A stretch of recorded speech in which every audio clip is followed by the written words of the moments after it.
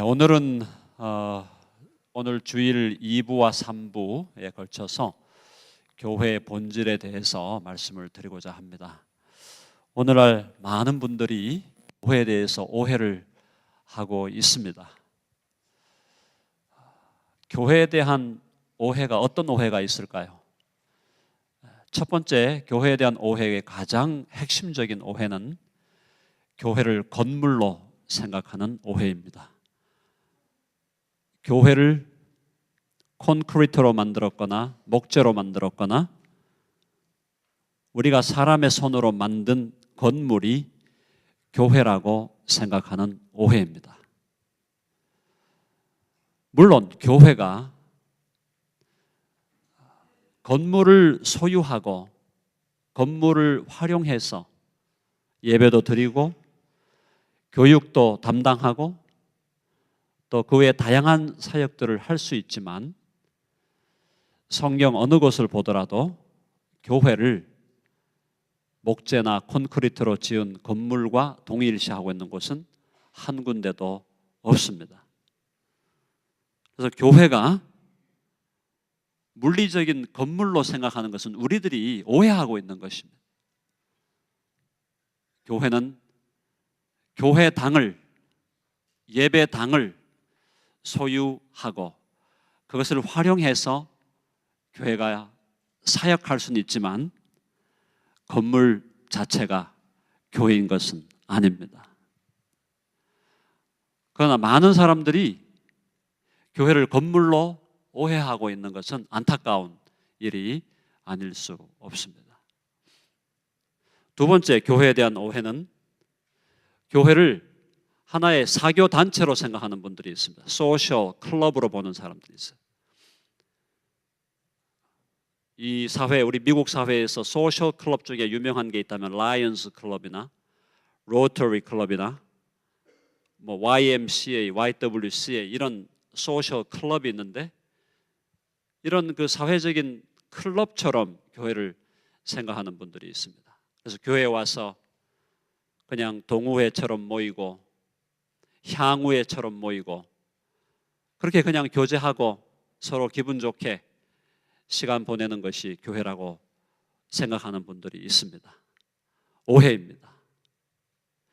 교회 안에서 서로가 펠로십을 가지고 서로가 교제하고 서로 끈끈한 사랑을 나누는 것은 너무나 당연하지만 교회의 본질이 사회 단체, 사교 단체는 아닌 것입니다.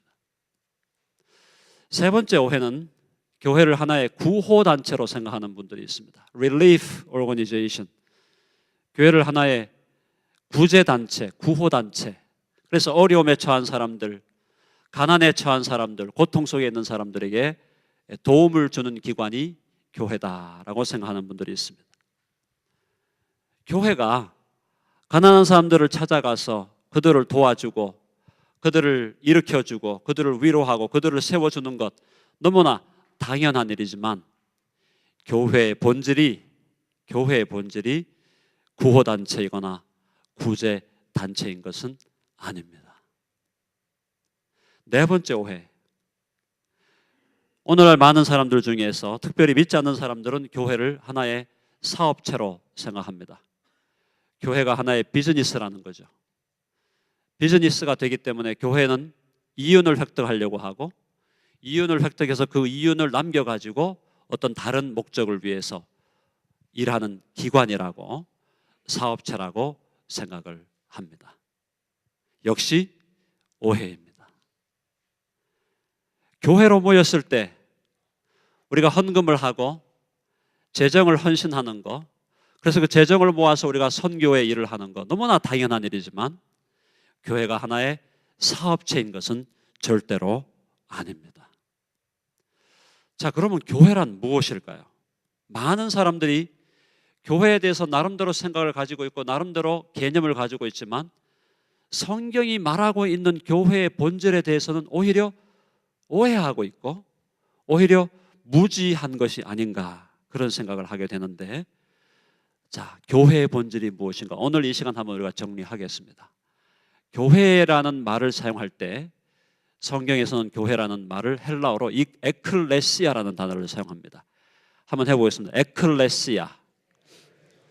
이 에클레시아라는 이 단어가 갖고 있는 근본적인 뜻은 부름을 받아 나왔다는 뜻입니다. 부름을 받아 나왔다. being called out입니다. 부름을 받아 나왔다. 무슨 말입니까? 세상에 속했던 사람들, 죄악에 속했던 사람들, 마귀의 종노릇 했던 우리들을 하나님께서 불러서 나왔다. 구별해 내었다. 세상에서 불러서 구별해 내어서 하나님이 자기의 백성으로 삼은 사람들이 교회라는 겁니다. 불림을 받아 나왔다. 자, 불림을 받아 나왔는데 불림을 받아 나온 존재가 누구냐? 바로 사람들이라는 겁니다. 한번 해보시다. 교회는 사람이다. 교회는 건물이 아닙니다. 교회는 사교단체가 아니고, 교회는 사업체가 아니고, 교회는 구호단체가 아니라, 교회는 어떤 단체이기 전에 교회는 사람이다라고 말씀하고 있습니다. 사람인데 단수의 사람이 모이는 것이 아니라 복수의 사람이 모여야만 교회가 됩니다. 한 사람으로는 교회가 이루어지지 않습니다. 복수의 사람이 모여야 교회가 됩니다. 그런데 사람들이 그냥 모였다고 교회가 되는 것이 아니라 어떤 사람들이 모여야 교회인가? 예수 그리스도를 주님으로, 예수 그리스도를 나의 주님으로, 나의 왕으로, 나의 구주로, 구세주로 믿고 고백하는 사람들이 모여야 교회가 되는 것입니다. 그것이 가장 기본적인 거예요. 그래서 예수님을 나의 주님으로, 나의 구주로 고백하는 믿음의 공동체, 신앙의 공동체, 사랑의 공동체, 소망의 공동체가 바로 교회다라는 겁니다. 자, 우리 손을 한번 우리 가슴에 얹고 한번 고백합니다. 우리가 교회다 해봅시다. 우리가 교회다. 옆에 있는 분들하고 악수하면서 한번 나눕시다. 우리가 교회입니다. 우리가 교회. 우리가 이 예배당을 소유하고 있는 겁니다. 그렇죠? 우리가 이 예배당을 사용하고 있는 거지 이 예배당이 교회가 아니에요. 예수님을 믿는 사람, 예수님을 나의 주님으로 나의 구주로 믿는 사람들이 모여서 공동체를 이루고 그 사람들이 함께 모여서 예배하며 교제하며 선교하며 또 사람들을 돕고 그런 공동체 자체가 교회다. 그래서 우리가 여기 모여있는 저와 여러분들이 교회다라는 생각을 오늘 분명하게 확인할 수 있기를 바랍니다. 자, 그런데 오늘 이 교회에 대해서 제가 본질을 얘기하면서 세 가지를 조금 제가 말씀을 드리려고 합니다. 그게 뭐냐면 교회에 대한 기본적인 정의가 바로 예수 그리스도를 나의 주님으로 나의 구주로 믿는 사람들의 공동체인데 그 교회에 대해서 성경은 여러 가지 그림들을 그려주고 있다는 거예요. 그 교회에 대해서 성경은 여러 가지 이미지들을 우리들에게 보여주고 있다는 것입니다. 교회에 대한 그림, 교회에 대한 이미지가 제가 신구약 성경을 쭉 살펴보니까 크게 보아도 한 12개 내지 13개 정도가 되는데 오늘 제가 그걸 여러분들에게 다 말씀을 드리기 어렵기 때문에 오늘 세 가지만 말씀을 드리려고 합니다. 12가지, 13가지 중에서 자, 첫 번째가 뭐냐? 오늘 읽은 본문 2장 19절에 나와 있습니다. 2장 19절 한번 읽어보겠습니다. 다 같이 시작. 그러므로 이제부터 너희는 외인도 아니요 나그네도 아니요 오직 성도들과 동일한 시민이요 하나님의 권속이라. 그래서 하나님의 권속이라고 되어 있죠. 권속이라는 말이 우리 영어로는 household라고 번역이 되어 있고 그 말을 다시 번역을 하면 family, 가족입니다. 교회는 하나님의 가족입니다. 교회는 하나님의 가족인데 어떤 가족이냐면은 하나님 아버지를 아빠라고 부르는 가족이에요. 한번 해봅시다. 교회는 하나님의 가족이다. 하나님을 아빠, 아버지, 아버지라고 부르는 가족이에요. 그런데 이 가족은 여러분 세상에서 가족을 이루기 위해서 우리가 오늘날에는 어답션, 입양을 해서도 가족이 되긴 하지만 일반적으로 세상에서 가족이 되려면 뭐를 나눠야 됩니까? 피를 나눠야 되죠. 피를 나눠야 가족이 되는 거잖아요. 자, 세상에서도 바이올로지컬한 생물학적인 가정을 이루려면 피를 나눠야 하듯이 영적인 의미에서도 하나님을 아버지라 부르는 교회가 되기 위해서는 가족이 되기 위해서 영적인 가족이 되기 위해서는 피를 나눠야 합니다. 그 피가 누구의 피겠습니까? 예수님의 피입니다. 자, 저는 정씨 가문에 속한 사람이에요. 정씨 가문의 피를 저는 이어받았습니다. 그러나 그것은 육신적인 피예요. 생물학적인 피예요. 그래도 그 피가 물보다 진하다고 말합니다. 생물학적인 피를 받았고 육체적인 피를 받아도 그 피가 물보다 진하다는 말이잖아요. 그런데 놀라운 것은 여기 모이는 저와 여러분 모두는 동일한 피를 받았습니다. 누구의 피입니까? 예수님의 피입니다. 여러분들이 김씨면 김씨의 피를 받은 것이고 여러분들이 오씨면 오씨의 피를 이어받은 것이지만 저와 여러분들은 예수님의 피를 받은 사람들입니다.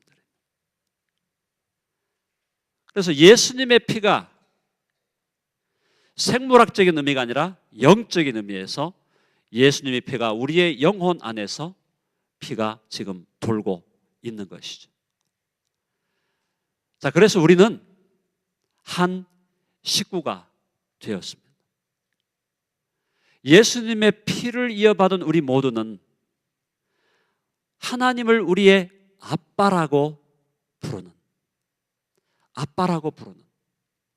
하나님을 우리의 아버지라고 부르는 영원한 가족, 영적인 가족이 된 것입니다. 우리 한번 인사합니다. 옆에 있는 분들, 당신은 나의 가족입니다. 당신은 나의 식구입니다. 여러분 생각을 해보세요. 우리가 생각을 조금 달리하면 보이게 되는 게 뭐냐면 육신적인 가족, 육신적인 식구라는 것은 사실은 이 땅에 사는 동안만이에요. 이 땅에 사는 동안에 우리가 7, 80, 8, 90의 인생을 사는 동안 육신의 가족, 식구 중요하죠. 중요하지만 그 기한은 한계가 있습니다. 그러나 예수님의 피를 이어받은 우리 예수님의 가족, 하나님을 아빠라고 부르고 하나님을 아버지라고 부르는 이 가족, 이 식구, 이 영적인 식구, 이 영원한 가족은 영원한 것입니다. 저와 여러분이 이 땅에서 서로 눈을 마주 보면서 교제하고 살아가지만 우리는 영원히 주님과 함께 살아갈 사람들입니다. 그 영원한 가족이, 그 영적인 가족이 이 땅에서 시작이 된 것이죠. 자, 그렇다면 우리가 어디에 더 가치를 두어야 할까요? 물론 우리가 우리의 육신의 가족과 생물학적인 가족 포기하라는 것이 아닙니다. 그러나 하나님의 관점에서, 신앙의 관점에서 볼 때는 예수님의 피를 나누고 있는 이 교회가 사실은 우리의 생물학적인 피를 나누고 있는 우리 가족들보다도 더 소중한 존재여야 합니다. 왜? 우리는 영원한 식구이기 때문에 영원히 예수님과 더불어 하나의 거대한 몸을 이룰 영원한 공동체이기 때문에 영원한 식구이기 때문에 사실은 우리 안에 있는, 우리 같은 교회 안에, 울타리 안에 이렇게 모여있는 우리 지체들 한 사람 한 사람, 바로 여러분 옆에 있는 한 사람 한 사람이 여러분의 영적인 영원한 형제요, 영적인 영원한 자매가 되기 때문에 사실은 교회는 더 중요하고 더 가치 있고 더 의미 있는 공동체가 되어야 한다는 것입니다. 여러분 옆에 눈을 한번 바라보십시오. 옆에 있는 분들이 바라보시면 뭐 인물이 조금 딸리기도 하시고 조금 연세도 드시고 그렇게 하셨겠지만 그분들이 다 여러분과 저와 함께 살 영원한 식구, 영원한 가족. 그렇게 생각한다면 우리가 서로에 대해서 얼마나 인내하고 참고 사랑하고 덮어주고 돌봐주고 품어주고 얼마나 참을 수가 있겠습니까? 육신적인 형제와 자매에 대해서도 우리가 얼마나 참습니까? 얼마나 서로를 이해하려고 애씁니까? 상대방의 입장에 대해서 이해하기 위해서 얼마나 우리가 마음을 때로는 상하기도 하고 아프기도 합니다. 육신적인 형제와 자매를 사랑하기 위해서 내 고집을 꺾어야 될 때도 있고 내 생각을 꺾어야 될 때도 있고 내 마음에 때로는 불평이 있고 분노가 있지만 그거 다 사귀어야 되고 그렇게 살아가면서 육신적인 가정, 생물학적인 가정도 이루어가는 것처럼 하나님 안에서 하나님을 아빠와 아버지라고 부르는 영원한 가족을 이루기 위해서 우리는 서로를 더 깊이 사랑하고 서로를 더 깊이 존경하고 서로를 더 깊이 참아주고 인내하고 덮어주고 보담아주고 품어주는 그러한 삶이 교회 안에서는 그것이 너무나 당연하고 너무나 자연스러운 삶이다라는 것입니다. 사랑하는 여러분, 서로를 바라보면서 서로가 영원한 형제요, 영원한 자매, 영원한 내 식구, 영원히 나와 함께 영원한 새하늘 새 땅 천국에서 함께 살아갈 사람들이라는 것을 우리가 인식하기 시작하고 깨닫기 시작할 때 우리는 다른 지체들을 향해서 무한히 참을 수 있고 무한히 그들을 사랑할 수 있는 성숙한 사람들로 자라게 될 줄로 믿습니다. 자, 교회가 영적인 가족, 영적인 식구라고 말씀하신 주님은 오늘 이 본문에는 나오지 않지만 우리 에베소서는 사실은 교회에 대한 서신이거든요. 에베소서는 교회에 대해서 너무나 체계적인 가르침을 주는데 5장을 잠깐 넘어가 보면은 에베소 5장에 가면은 제가 다 읽진 않겠습니다만은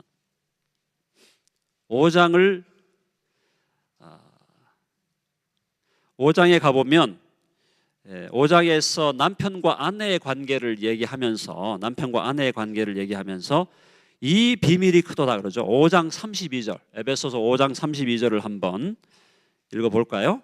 에베소서 5장 32절 다 같이 읽어보겠습니다. 시작. 이 비밀이 크도다. 나는 그리스도와 교회에 대하여 말하노라. 무슨 말입니까? 남편과 아내 이야기를 하시고 나서는 갑자기 이 비밀이 크도다 그러면서 그리스도와 교회에 대해서 말한다라고 바울은 말하고 있습니다. 무슨 말이냐? 남편과 아내가 결혼해서 한 몸을 이루듯이 교회와 그리스도의 관계도 바로 교회는 그리스도의 신부다라는 것입니다. 한번 해보세요. 교회는 그리스도의 예수님의 신부다. 저와 여러분 이 공동체가 예수님의 신부이면서 동시에 저와 여러분 각자가 또 예수님의 신부라고 성경은 말씀하고 있습니다. 교회가 예수님의 신부라는 것은 무엇을 의미합니까? 정상적으로 결혼한 남편과 아내에게 있어서 관계에 있어서 남편에게 있어서 가장 중요한 존재는 누가 되어야 하겠습니까?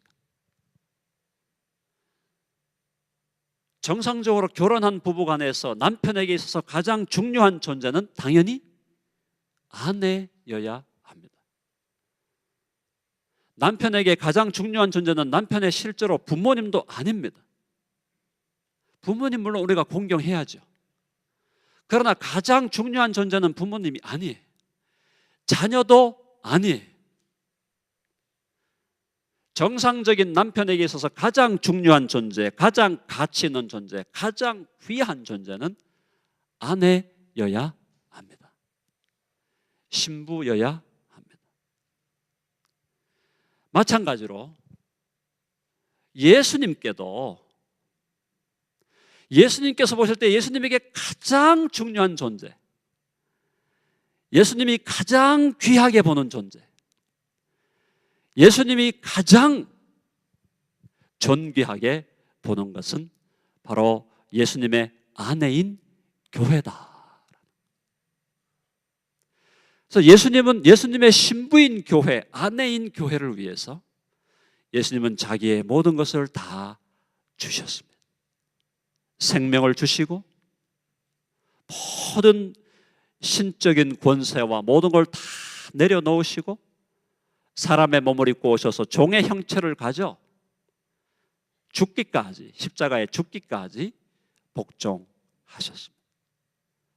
아내를 사랑했기 때문에, 신부를 사랑했기 때문에, 아내이자 신부인 교회를 사랑했기 때문에 교회를 위해서 예수님은 온갖 수치와 온갖 모욕과 침뱉음을 당하고 손바닥으로 침을 당하고 채찍질을 당하고 손과 발에 못이 박히고 가시 면류관을 쓰시고 허리에 창자국을 당하시고 온몸에 채찍을 받으셔서 벌거벗긴 채로 십자가에 높이 달리시고 그곳에서 하나님의 진노를 경험하시는, 누구를 위한 것이었습니까?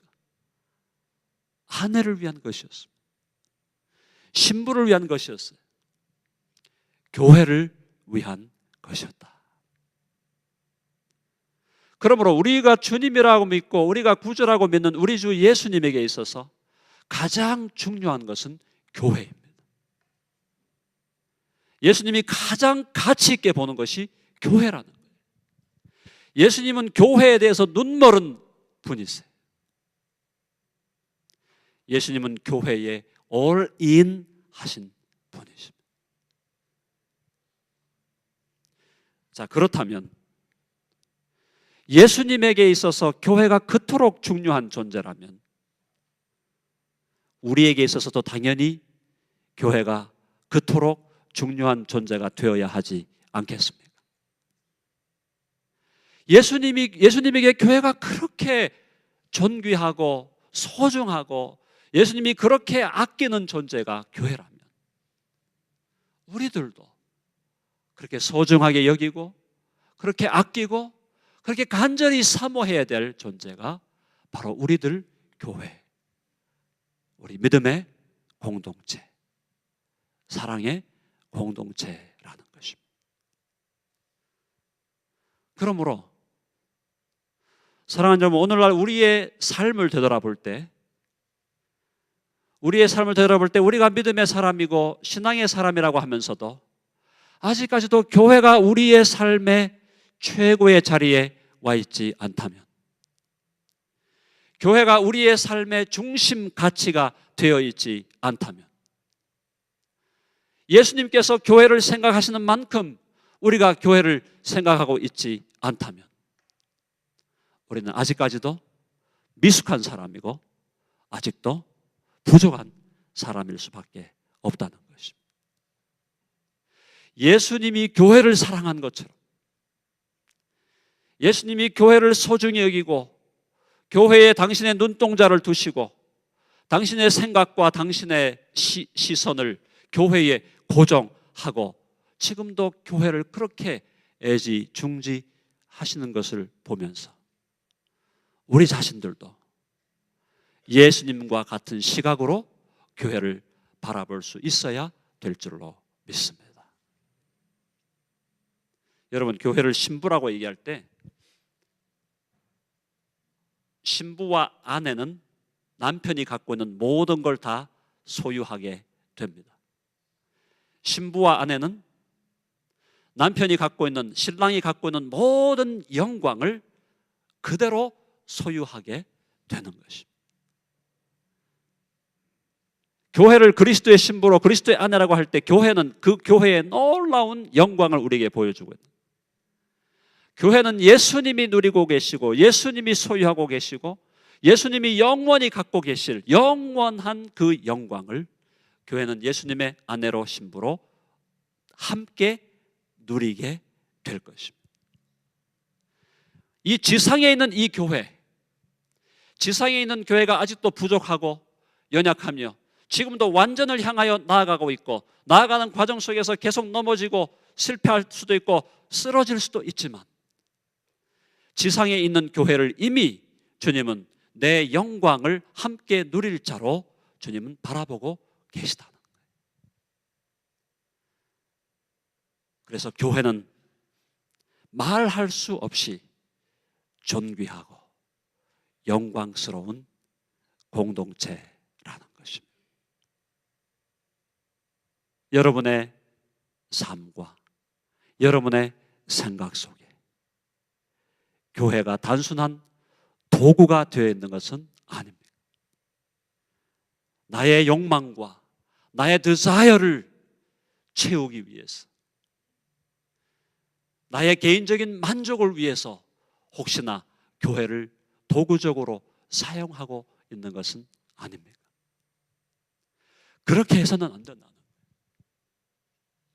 교회가 나를 위해 무엇을 해줄까를 생각하지 말고, 생각하기 전에 내가 이 교회 공동체를 위해서 무엇을 하고 무엇을 포기하고 무엇을 희생하고 무엇을 버릴 것인가를 먼저 생각하는 사람이 그리스도의 장성한 분량에 올라가는 사람이다. 저는 우리 하늘의 교회가 그런 성숙한 경지로, 지금도 이미 많은 분들이 그렇게 살고 있는 것 같아요. 제가 보니까 느낌이 그렇게 오는데, 그러나 여러분 모두가 교회를 위해서 내가 해야 될 일, 내가 희생해야 될 것, 내가 포기해야 될 것이 뭔지를 먼저 생각하시는 그런 성숙한 교회로, 완숙한 교회로 그렇게 자라가시기를 간절히 바랍니다. 세 번째, 오늘 2장 21절과 22절을 보면 재미있는 말씀을 우리에게 해주고 있습니다. 21절과 22절 같이 읽어보겠습니다. 시작. 그의 안에서 건물받아 서로 연결하여 주 안에서 성전이 되어가고 너희도 성령 안에서 하나님이 거하실 초소가 되기 위하여 그리스도 예수 안에서 함께 지어져 가느니라. 무슨 말인가 하면은 아까 제가 말씀드렸죠. 성부 하나님과의 관계에서 교회는 하나님을 아빠와 아버지라고 부르는 가족이다. 성자 예수님과의 관계에서 교회는 예수님과 결혼한 신부요 아내다. 성령 하나님과의 관계에서 교회는 성령의 전이다. 이렇게 말씀하고 있는 거예요. 그래서 교회는 성령의 전이다. 우리가 성령의 전이다 혹은 성전이다 하면은 자꾸 건물을 생각한단 말이에요. 아니에요. 구약적인 개념에서는 건물로 만든 성전이 있지만 예수님이 뭐라 그러셨습니까? 요한복음 2장에서 이 성전을 헐어라, 내가 사흘 만에 다시 짓겠다. 그러니까 제자들이 사람들이 어떻게 40 몇 년 걸려갖고 지은 이걸 네가 3일 만에 지어? 말도 안 돼. 막 이렇게 했는데 나중에 알고 보니까 뭐라 그러셨어요? 그것은 성전된 자기 육체를 가리켜 말씀하신 것이다. 예수님의 몸이 성전이었듯이 예수님의 몸이 확대된 것이 교회거든요. 그러니까 저와 여러분 믿음의 공동체가 바로 성전이라고 주님은 말씀하고 있는 겁니다. 그의 안에서 건물마다 서로 연결하여 여러분 한 사람 한 사람이 하나님의 성전, 성령의 전의 기둥들이 되는 것입니다. 건물마다 서로 연결하여 주 안에서 성전이 되어가는 거죠. 여러분, 저와 여러분 한 사람 한 사람이 서로 긴밀하게 연결되고 긴밀하게 교제하고 긴밀하게 소통하고 긴밀하게 사귀는 걸 통해서 그리스도의 몸이 세워지고 성전이 세워져 가는 겁니다. 너희도 성령 안에서 하나님이 거하실 처소가 되기 위하여 그리스도 예수 안에서 함께 지어져 가느니라. 저와 여러분, 이 공동체가 성령이 거하시는 전이다, 템플이다. 그래서 날마다 그리스도 예수 안에서 함께 지어져 가고 있다. 비유적으로 말씀을 드리면, 오늘날 우리 이 미국 땅에서 사실 셀레브리티라고 하는 유명한 연예인들, 유명한 그 사람들을 보면 엄청난 재산을 모으잖아요. 재산을 모은 다음에 그들이 하는 일이 뭡니까? 그들이 하는 일이, 가장 먼저 하는 일이 거대한 저택을 구입하는 겁니다. 거대한 저택을 구입해서 사람들을 불러 모아서 거기서 파티를 하고 하면서 자기의 능력과 실력을 자랑하는 것이 일반인들이 하는 거예요. 그렇게 세상에서 부유해지고 인기가 있고 명예가 있는 사람들은 그런 저택을 갖는 것을 최고의 업적이라고 생각을 하죠. 그러나 우리 하나님에게도 저택이 있다는 거예요. 하나님도 하나님의 집이 있다는 겁니다. 하나님이 거하시는 처소가 있다는 거예요. 그런데 그 하나님이 거하시는 처소, 하나님의 집, 하나님의 성전은 아까 말씀드린 대로 목재나 콘크리트로 만든 게 아니라 바로 사람들로 만들어진 거다. 사람들로 만들어진 교회, 믿음의 공동체, 사랑의 공동체, 소망의 공동체인 이 교회가 하나님께서 거하시고 성령이 거하시는 거룩한 성전이 되었다라는 것입니다. 자, 그래서 하나님이 거하시는 집이 바로 우리 교회이기에, 이 성전이기에, 우리 교회 믿음의 공동체이기에 어떻게 해야 되겠습니까? 교회는 거룩해야 한다는 것입니다. 교회 안에 세상의 가치관이 들어오면 안 됩니다. 교회 안에 세상의 탕류가 들어오면 안 됩니다. 교회 안에 온갖 더러운 인간의 욕심이 자리 잡으면 안 된다는 거예요. 교회에서 행하는 모든 행정 절차나 모든 사역에 있어서 교회가 추구해야 되는 것은 거룩한 전으로서, 하나님이 거하시기에 합당한 전으로서 거룩을 추구하고 거룩을 실현하고 거룩함이 이곳에 임해야 된다는 것입니다. 그래서 우리는 교회 공동체가 늘 주의해야 될 것은 뭐냐면, 세상의 가치관, 세상에서는 저렇게 하더라, 세상에서는 이렇게 하더라, 세상에서는 이렇게 저렇게 하더라고 하는 세상의 가치관, 세상의 세계관, 세상의 논리, 세상의 풍조, 그것들이 교회에 들어와서 뿌리를 내리고 이곳에서 자리 잡지 못하도록 해야 한다는 것입니다. 교회는 하나님의 논리가, 하나님 나라의 가치관이, 예수님의 세계관이,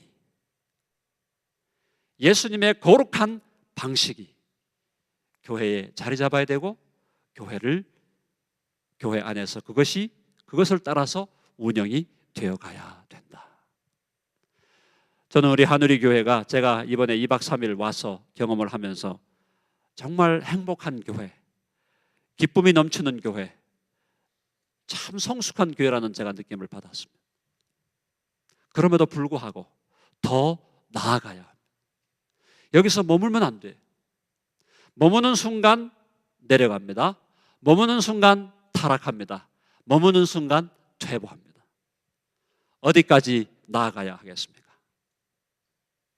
여러분의 교회에서 행하는 모든 일들, 모든 것들이 주님이 우리에게 요구하시는 거룩의 수준과 거룩의 기준에 맞추어가는, 그래서 그리스도의 장성한 분량까지 끊임없이 올라가고 성장해가고 성숙해가는 교회가 될 때, 하나님께서 하누리 교회를 통하여 달라스 지역을 변화시키고, 텍사스를 변화시키고, 미국을 변화시키고, 전 세계를 변화시켜 가실 줄로 믿습니다.